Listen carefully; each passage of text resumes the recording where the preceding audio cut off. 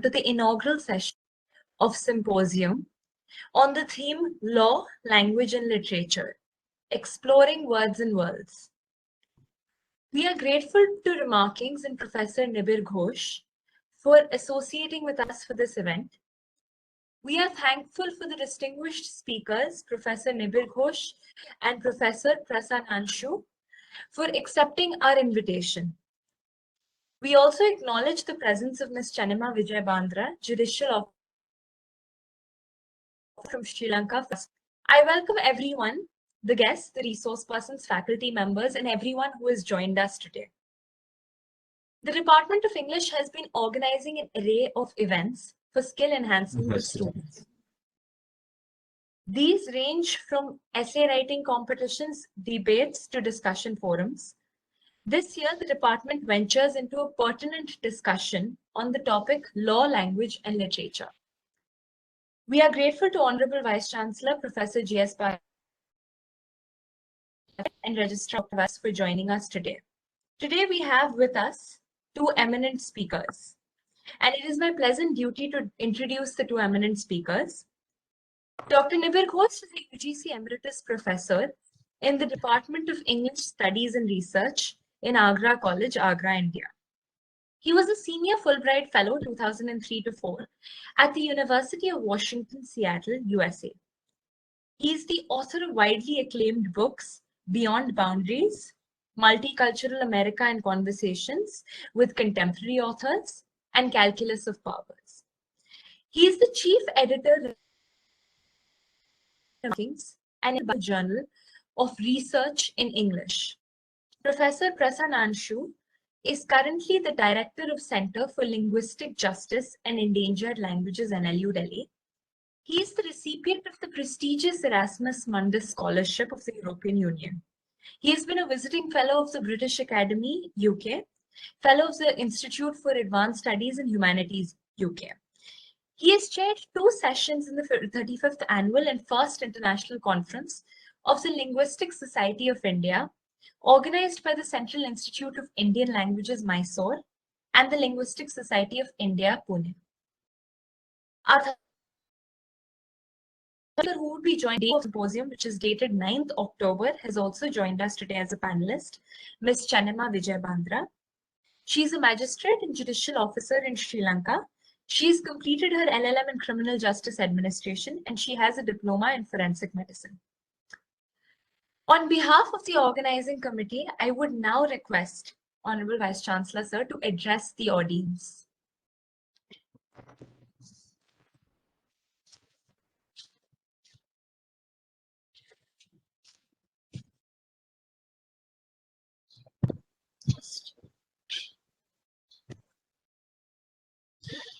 Very good morning to all present, and it is my pleasure to welcome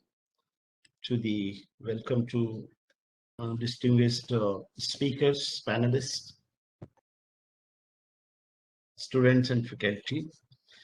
Professor Prasann Anshu, Professor of English from NLU Delhi, I extend heartiest welcome to you for joining today to this very important symposium on law, language, and literature, exploring words and worlds. This very important theme, and nothing could have been more fitting person to address this gathering than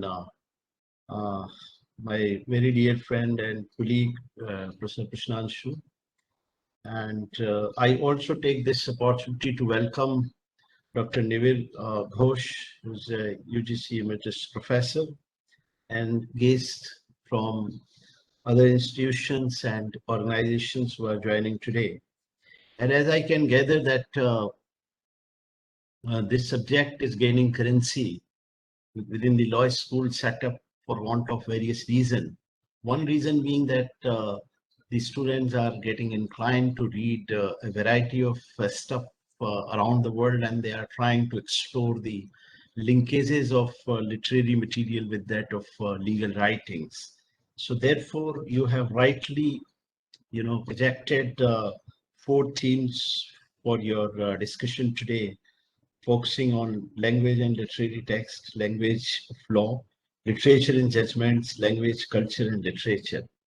I really, I'm not an expert of this particular field, but as I understand, because of my association with Professor Krishnanshu and my all discussions that I had during my tenure in NLU Delhi, I find that there is a fascinating, connect between law and literature.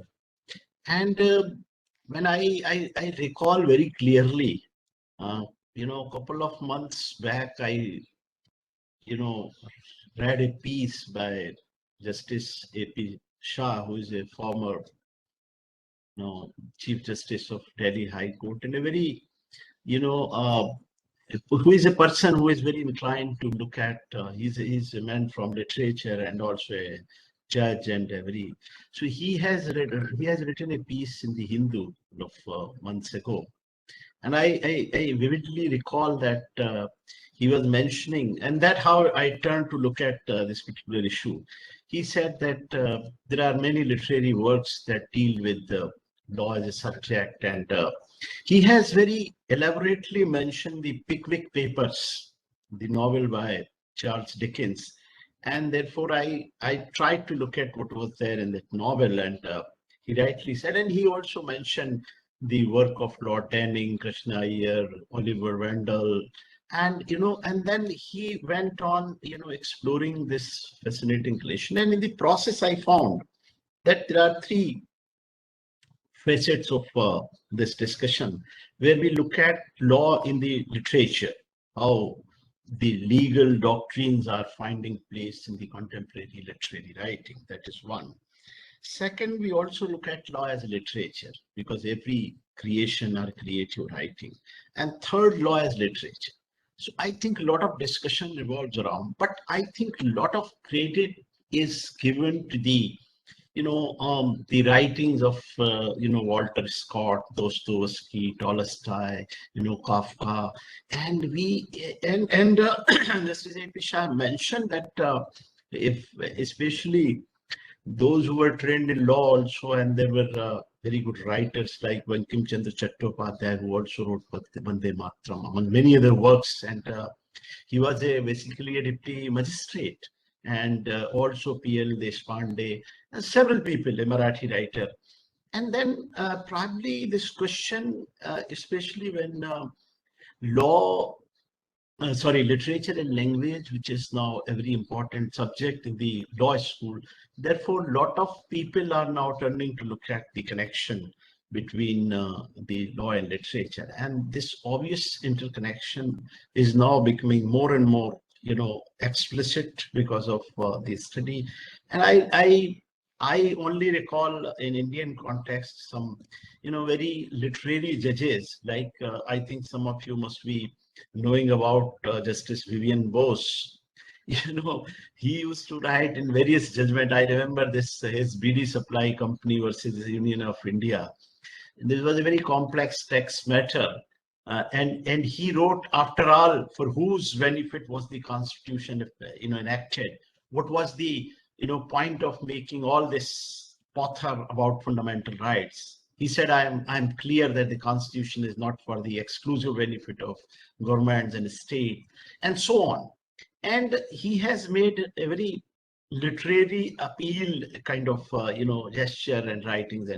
And I think we all, owe a lot to what brilliant, expressions that Justice V.R. Krishna Iyer.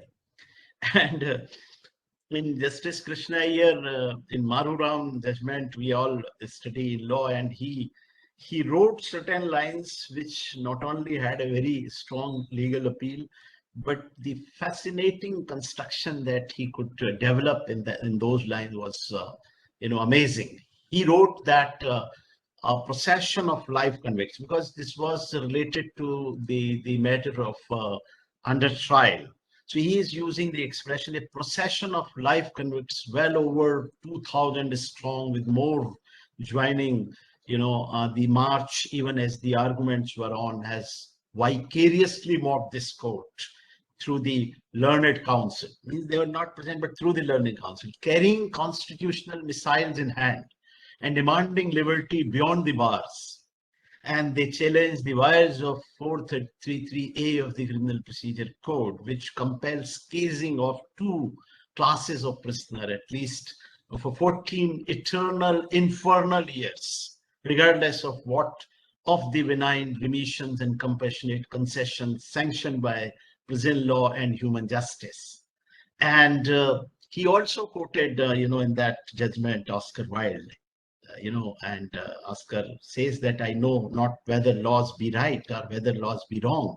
All that we know who lie in goal is that the wall is strong and that each day is like a year whose days are long. And he also says, but broken hearts cannot break prison's walls, since prisons are built with the stones of ball. So I suppose that there is a huge to explore, and especially I think on some other occasion I was guiding a student into some kind of work where I happened to read a very interesting article by Li Ching. Li Ching Chang, who wrote a very powerful, piece on comparison between law and literature, as illustrated by Kafka's The Trial. And this, I think, 35-page paper, rather 70 page paper, is probably the classic to understand the entire doctrine which is emerging through the Kafka's writing on trial. And I think any student would be, enriched and would be fascinated to this beautiful illustration in this particular work. So I'm not someone who can, elaborate it more, but I find yesterday only I was interacting with a group of students, and one of these students happened to say that, sir, there is a lot in Indian literature and Indian writings which we are not broadly, subscribing to. And I mentioned that as a very avid reader of Hindi literature, I said I find Premchand to be a world-class jurist who has very nicely portrayed the human greed, selfishness, the feud, the dispute, dishonesty. And I think such a powerful depiction of the social mores and social traditions contributing to the social decay and social disorganization of the society, and a variety of conflict through the writing, whether it is Gavan or it is the Seva Sadan or it is Panch Parmeshwar. Very powerful writing. And lastly, another piece of writing which I think every law student must read. It's a Hindi book, because I have mentioned many Western writing. I think, Srilal Shukla's Rag Dharwari was so powerfully done that even a TV serial was prepared, and I read that book many times. And if you want to understand the society, the community, that's the great way. And probably the literature has been given so much importance in exploring the legal doctrine because of the fact that law essentially reflects the the structure of the society, the entire face of the society. So probably that value of reflecting the social traditions, the social makeup of the contemporary society, and then how it is impacting human relationship, that becomes something very important. So against this backdrop, I find this kind of seminar will go a very long way in exploring the nexus between the language, law, and literature, especially when we have the gracious presence of some very senior experts who have very deeply studied this nexus and this connection. And I'm sure that would be many takeaways from this conversation that you are going to have today. And I'm sure that this is going to be very, very productive. Let us make a serious note of it and also find out what are the further pathways to carry forward this discussion for the benefit of the RGNUL community here. So with this, I close, and I again extend my sincere welcome to the experts who are present here to address the gathering today, and the faculty colleagues and the students. Thank you one and all for having me today here. Thank you. Thank you so much. Thank you so much, sir. I would now like to request Dr. Navleen Multani to give a brief introduction to the theme of the symposium.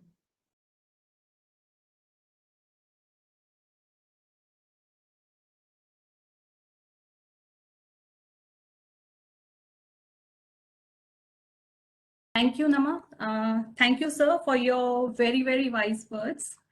Venerable Vice Chancellor, RGNUL, Professor G.S. Bajpai, respected Registrar, Professor Naresh Kumar Butts in absentia, Professor Nabir Ghosh, Chief Editor, Remarkings, Professor Prasant Shu, Director, Center for Linguistic Justice and Endangered Languages, Ms. Chanima Vijayandra, Judicial Officer, Sri Lanka, Chair for Session 1, Dr. Tanya Mandir, colleagues, guests, distinguished guests, dear students and past participants, a very pleasant morning to you all. We are here today to deliberate on the interdisciplinary matrix of language, law, and literature. Today's word is a very hyper-competitive word, which is driven by hierarchies and scales that measure knowledge. But we at RGNUL believe that it is essential to direct the learners to the right path in their pursuit of wisdom. The symposium today aims to unravel the relationship between language and society. It also endeavors to understand the crucial intersection between law and literature, along with the indispensable role of words in comprehending the culture, laws, words, and truth. Words, we all know, are the forces of creation. From the very dawn of creation, words have been associated with power. In the first chapter of Genesis, God speaks, and the word comes into being. Words, says Jacques Derrida, have the power to say, to do, to undo, to counter, to contradict, and the quasi-phantasmatic power to bring about. As words determine thoughts, they cast a philosophical language which manifests in the literary works. So in this symposium, we are going to talk about all this, and we are going to, the resource persons are going to reflect upon the importance of deep reading, rethinking of the literary and the legal text, which actually provides a new lexicon that becomes a driving force to move forward. Already, we are aware of the fact that language is a social institution which manifests in many linguistic and non-linguistic ways. No doubt it is essential for communication and socialization. It includes those institutions which pertain the domain of law. So linguistic knowledge facilitates the understanding of the substance of law. Laws are coded in language, and the processes of law are mediated through language. The legal system permeates many aspects of life and puts beliefs and values of society into action. It has always been our endeavor at RGNUL to acquaint our students, with this kind of a relationship and the way to understand certain legal texts or some legal interpretations through language as well as literature. Undoubtedly, law regulates communication and social practice, but its dependence on language for its realization and operation can never be obliterated. The emotive, conative, referential, poetic, phatic, and metalingual functions are common to both ordinary language and the legal language. Literary works encompass the word and inform us what law is and what it ought to be. Literary scholars interpret inconsistencies in the patterns of law that intersect human interests. So therefore, it is an effort, to make our students think, analyze the legal themes in the literary work and the interpretation of the legal texts, which will enable not only the legal scholars, the budding lawyers, but also the future judges, to understand the laws better. Already, we heard so much from our Vice Chancellor, and we are fortunate to have Sir with us, that he is the guiding and the steering force, catalyzing us all to move in a direction, where we can explore more and more things. And hence, this becomes an exploration into words and the words. Reading of the fictional and non-fictional works, Sir mentioned many a lot, and we at RGNUL have been reading Sophocles, George Orwell. We make a reference to Foucault, Auden, Henry David Thoreau, Ralph Waldo Emerson, Amitav Ghosh, Margaret Atwood, William Golding, Arthur Miller. All the students are familiar with their works, and the ones who joined us recently in this batch have yet to read all this. Maybe they might have read this earlier, but we just thought that the Department of English organized this kind of a symposium in order to make them think and examine law from a humane and philosophical perspective, because the narratives, characters, settings in artistic works explore the customs, law, power, authority, paradoxes of equity, legitimacy, punishment, retribution, and redemption to provide an understanding of morality, law, and justice. So believing that this is going to be a very productive and a fruitful exercise for one and all, I would now request Nama to carry on with the proceedings of the day. And I would like to thank one and all for having joined us today. Special thanks to our collaborator, Professor Nibir Ghosh. I remember when I just called Sir, that we are going with this. Would you like to collaborate? He did not think any longer, and he just said, Navleen, go ahead, right? And when the same thing was spoken to Professor Prasanshu, he was so, very spontaneous in responding. What to say about Chanima, Madam Chanima Vijay Bandra. It's great to see you here, ma'am. And our acquaintance is through RGNL Exagium, the competition that we were conducting, and she is the prize-winning candidate. At that time, I did not know that she is also a judicial officer. So greetings to all, and I thank you all for having joined us today. I am grateful to all the faculty members, and I am above all grateful to Professor G.S. Bajpai, our Vice Chancellor, who has facilitated, by saying, go ahead. And yes, so your energy and your inspirational words and encouragement is what we are carrying on with. So I hope this is going to be a fruitful exercise for one and all. I also thank my colleague, chair for the session 1, Dr. Tanya Mande, for having, always we were discussing things. And I hope the students have the pens and the notebooks ready for all the observations and any other queries that they have to make in the coming sessions. Thank you so much. Thank you so much, ma'am. I would now like to request everyone to switch so that we can capture the moment. And I request Pranit Singh, Raghav, Arora, and the IT cell to take a picture of this precious moment.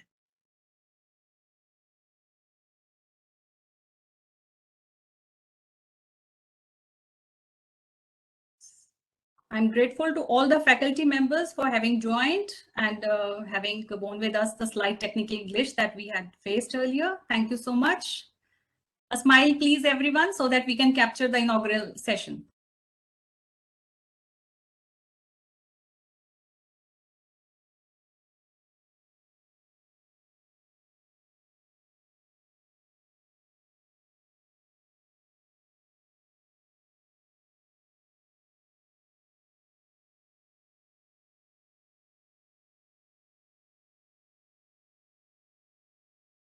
A great thanks to our power behind the show, that is the IT cell, without whom this would not have been possible. Thank you so much, sir. You can let us know if the pictures are over. We can proceed further. Yes, sir, we have clicked the picture. You can continue. Thank you so much, Mr. Inderpreet and Mr. Kuldeep. Thank you so much.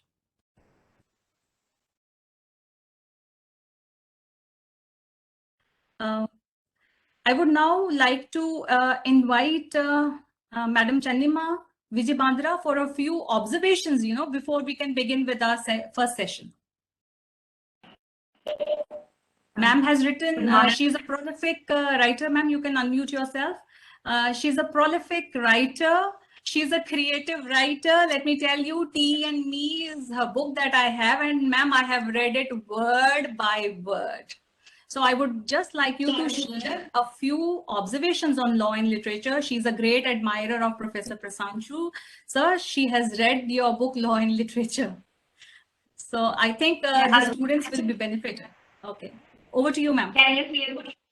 Can you hear me clearly?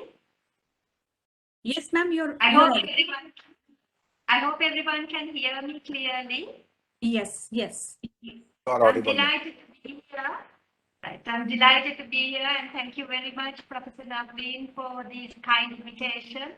And indeed, I believe that those students of your university are very lucky to have law and literature as a subject and as to be able to participate in a symposium like this, because from my experience, law is very technical, and it's indeed very essential to mix it up with the ethical issues and to have empathy.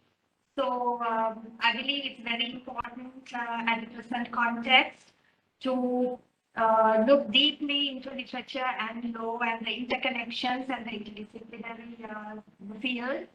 So indeed, I'm very happy to be here, and I'm looking forward to the session. Thank you. Thank you so much. Thank you so much, ma'am. Professor Ghosh, if you would like to, as a collaborator, add a few sentences before we begin with the session 1, so that.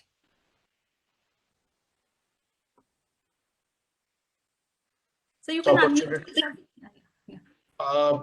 As a collaborator to this wonderful event, I find it absolutely imperative that I thank the Honorable Vice Chancellor, Dr. Bajpai, Dr. Wirtz, Dr. Channima, Dr.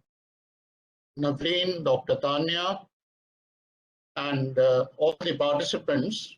And I must congratulate the university, not simply for organizing this event, because it doesn't require too much of effort to organize a webinar these days, but to think of a title like Words and Worlds. I think that probably is what attracted me the moment Dr. Navleen shared the flyer with me. And I think if we as human beings, not as lawyers or advocates and judges or that, if we think about the relationship between words and worlds, I think we will be introduced to a world of new experience. And I thank all of you once again, and especially here, I would like to mention that the collaboration of remarkings, there were 2 reasons. One, it was, I said, words and worlds. And second, because 2 of these universities' scholars, Dr. Navleen and Dr. Tanya, we rate them as one of the very good contributors to the enrichment of remarkings. And that is what I wish to speak now, because we have a long hour where you will have to endure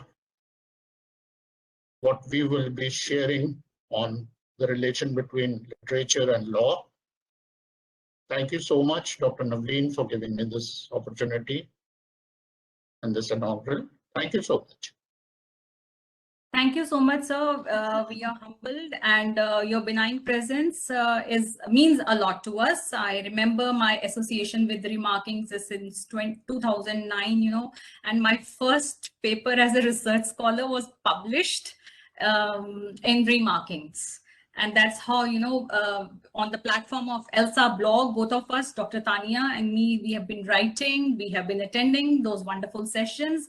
And we do want to bring such kind of a forum in our own university so that we can more frequently discuss books. Our Vice Chancellor, Professor G.S. Bajpai, has already enlightened us about so many things. I think the students should get highly inspired to read the books, the works, the words that Sir was referring to. Thank you so much for joining the inaugural session. We, the Department of English, are grateful to one and all, Professor G.S. Bajpai, the experts, Professor Prasanshu, NLU Delhi, Professor Ghosh, our collaborator, Madam Chanima Vijay-Bandra, my dear faculty colleagues, my dear students, and my colleague, Dr. Tania, and student coordinators, and above all, the IT cell for having assisted us and for making this possible, despite all the glitches that we know that technology can fail us at moments when we require it the most.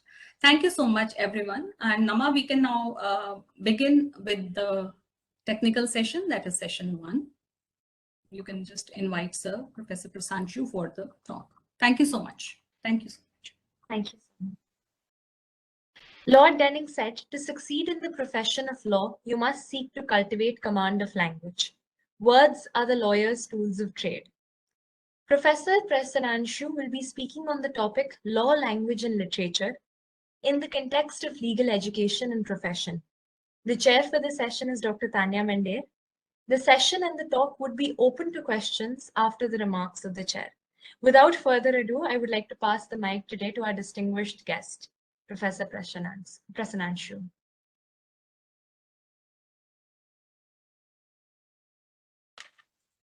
Thank you very much. It has been a wonderful session. Even the inaugural was so full of wisdom. Before I say something, may I just request that as many people as can have the cameras on, please keep the cameras on. I am here basically to talk to the students and faculty. So talk means we can see someone. If they